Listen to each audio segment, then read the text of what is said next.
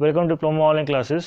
आज हम इस वीडियो में देखेंगे इंजीनियरिंग ड्राइंग के सेकंड चैप्टर का चौथा पार्ट। इससे पहले हम लोगों ने 3 पार्ट कंप्लीट कर लिया है। अगर आपने नहीं देखा है तो डिस्क्रिप्शन खोलिए, उसमें आपको लिंक मिल जाएगा, या तो फिर आप प्लेलिस्ट में जा करके ये सारी वीडियो आप देख सकते हैं। इसके अलावा जिस नोट से हम पढ़ा रहे हैं इसका लिंक भी डिस्क्रिप्शन में दिया गया है, जहाँ से जा करके आप इसे डाउनलोड कर सकते हैं। तो आइए स्टार्ट करते हैं। आज हम लोग ये सीखेंगे किस प्रकार से किसी भी एंगल का या फिर सर्किल का या फिर किसी आर का, इसी तरीके से और भी शेप का किस तरीके से हम डायमेंशन शो कर सकते हैं, ये चीज़ हम लोग यहाँ पे सीखेंगे। तो आइए स्टार्ट करते हैं बिना टाइम को लॉस किए हुए। जैसे कि हम लोग देख रहे हैं, पहला हमारा टॉपिक है कोणों का विमांकन। ठीक है, डायमेंशनिंग ऑफ एंगल्स। तो कोणों का विमांकन हम किस तरीके से कर सकते हैं, कोणों को हम किस तरीके से रिप्रेजेंट कर सकते हैं, ये तरीका यहाँ पे दिया गया है।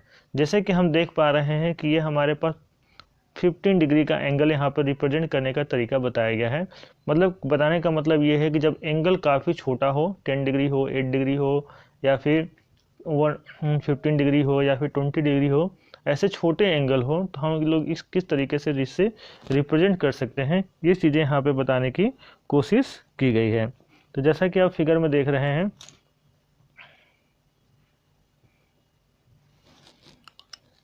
यहाँ पे इस तरीके से एंगल बना हुआ है। ठीक है, यहाँ पे, और इसे दिखाने के लिए क्या किया गया है, बाहर की तरफ से एरो दिखाया गया है। ठीक है, एरो को बाहर की तरफ से दिखाया गया है, और लिखा कहाँ गया है, बाहर यहाँ पे 15 डिग्री लिखा गया है। एंगल छोटा होने के कारण हम इसके अंदर नहीं लिख सकते, और एरो को हम अंदर से नहीं बना सकते, इसलिए हम लोगों ने एरो को बाहर से बना रखा है। अगर ये 15 डिग्री से ज़्यादा का एंगल होगा, जैसे कि 30 डिग्री है, तो 30 डिग्री हम लोग क्या कर सकते हैं, एरो को बाहर से बना सकते हैं, जैसा कि इसमें बनाया गया है। लेकिन अगर स्पेस है तो उसके अंदर हम 30 लिख सकते हैं। ये भी रिप्रेजेंट करने का तरीका है, और ये भी रिप्रेजेंट करने का तरीका है। अगर एंगल और बड़ा हुआ, जैसे कि 45 डिग्री का, तो हम लोग एंगल जो है इसके अंदर बना सकते हैं, और इसके अंदर लिख भी सकते हैं। अगर 45 से ही बड़ा एंगल है, जैसे कि 120 का, तो तब पर भी हम इस तरीके से इसे रिप्रेजेंट कर सकते हैं कि एरो अंदर बनाएंगे और इसके अंदर लिख सकते हैं। इसके बाहर अभी तक लिख रहे थे, अब हम इसके अंदर लिख सकते हैं। तो यहाँ पे 4 तरीके बताए गए हैं, इन तरीकों से हम एंगल को हम लोग रिप्रेजेंट कर सकते हैं। ठीक है, तो आपको करना क्या है, अपने कॉपी में ये हेडिंग डालना है, कोणों का विमांकन, डायमेंशनिंग ऑफ एंगल, और इन चारों को इस तरीके से बना लेना है ताकि आपको याद रहे, ताकि आप एग्जाम में से बना के आ सकें। ठीक है, आगे बढ़ते हैं। तो सेकंड हमारे पास है वृत्तों का विमांकन, डायमेंशनिंग ऑफ सर्किल। देखिए, यहाँ पे जो सबसे छोटी सर्किल है, इसके डायमेंशन को रिप्रेजेंट करने के लिए इसमें हम लोग क्या कर रहे हैं, रेडियस को, इसकी त्रिज्या को जो है हम लोग रिप्रेजेंट कर रहे हैं। त्रिज्या क्या होती है, सेंटर से परिधि तक की दूरी होती है। ठीक है, सेंटर से इसके पेरिफेरी तक की डिस्टेंस होती है। तो यहाँ पे देखेंगे, सेंटर से लेकर के इसके परिधि तक एक एरो दिखाया गया है, और इसे ऊपर की तरफ बढ़ाकर इस तरीके से खींचा गया है, और यहाँ पर लिखा गया है R5। तो R5 का क्या मतलब है, R का मतलब रेडियस, और 5 का मतलब 5 mm।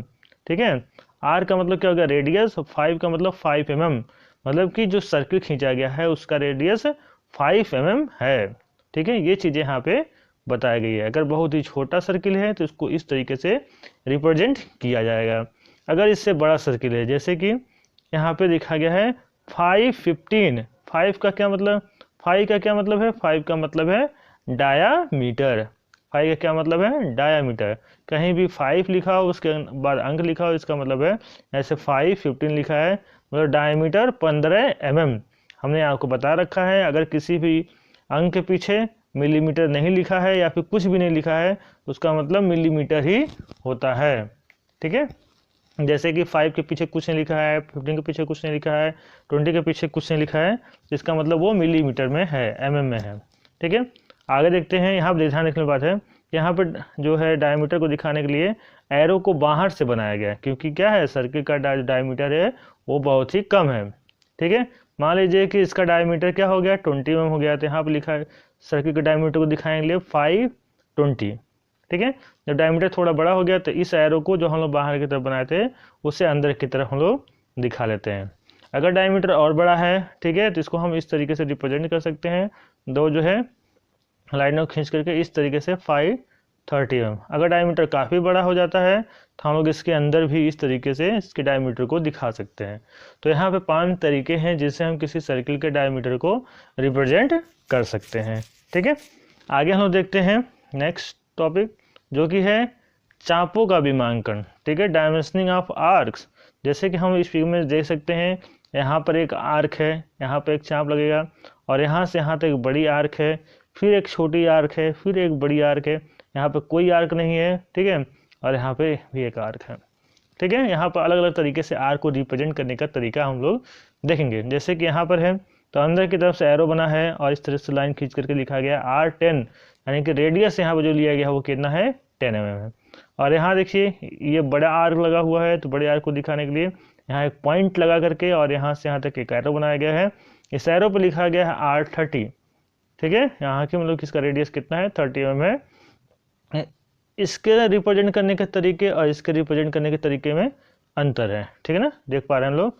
इसी प्रकार से इस आर को दिखाने के लिए क्या किया गया है, एरो बना करके इस तरीके से यहाँ लिख दिया गया है R10। ठीक है ना, तो यहाँ पे देखेंगे ये भी एक अलग तरीका है। और यहाँ पर जो है आर्क दिखाने के लिए क्या अंदर से एरो दिखाया गया है और बाहर की तरफ लिख दिया गया है R6।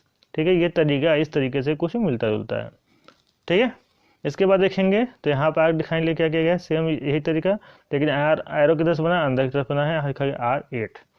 तो इतने सारे तरीके हैं जो है किसी भी चाप को या फिर आर को रिप्रेजेंट करने के लिए। ठीक है, जो हमने अभी आपसे के साथ देखा।